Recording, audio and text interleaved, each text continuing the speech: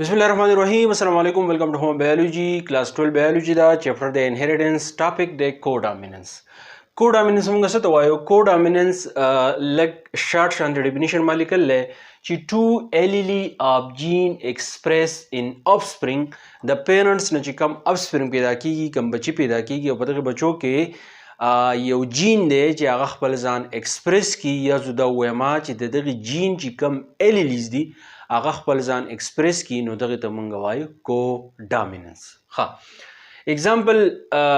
ما غسته د بلډ ګروپ چې زموږ سره بلډ ګروپ ته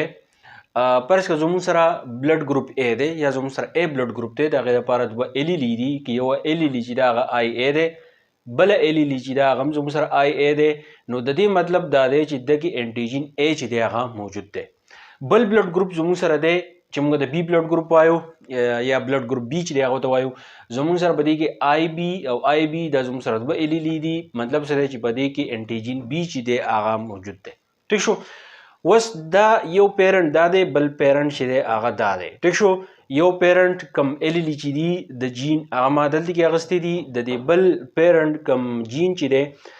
د هغې الیلی چې دي هغه دا دي. مطلب دا دی چې یو سړی دی هغه د داسې ښځې سره واده وکړي چې د دغې سړي بلډ ګروپ A دی د دغې ښځې بلډ ګروپ چې دی هغه B دی دا دواړه چې دی مونږ کراس کړو نو کم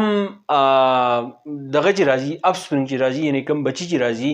نو یو الیلی د ده نه راغی بل الیلی چې دی هغه د ده نه راغی نو دا کم افسپرینګ چې دی په ده کې دواړه انټیجن دي انټیجن A هم دی انټیجن B هم دی نو مطلب دا دی چې د ده بلډ ګروپ چې دی نو هغه به AB نو کوډامیننس مونږ دی ته وایو کو مطلب دا دی په شریکه یعنی دواړه الیلی د دواړو پیرنټ کم الیلی چې دي هغه په شریکه باندې خپل ځان ایکسپریس کی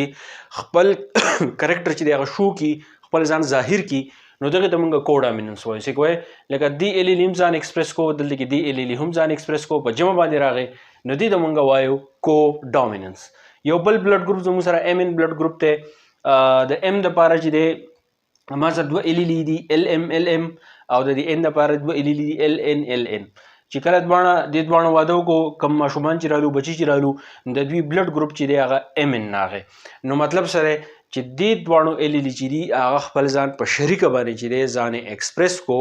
نو دې حالت ته مونږ وایو کوډامیننس. ښه دا زموږ سره کوډامیننس و د دې نه مخکې چې دی ما انکمپلیټ ډامیننس ویلم که په دې کوډامیننس کې بل څه اګزامپل ستاسو په ذهن کې تاسو پرې نه پوهېږئ ما ته په کمنټ کې ووایئ چې هغه اګزامپل چې دی هغه زه تاسو ته کلیر کړم خو دا دواړه اګزامپل ځان سره یاد ساتئ شارټ کوېشن په شکل باندې چې دی دا راتلی شي. میلاو به شو د بل لیکچر سره. تھینک یو ډېره مننه.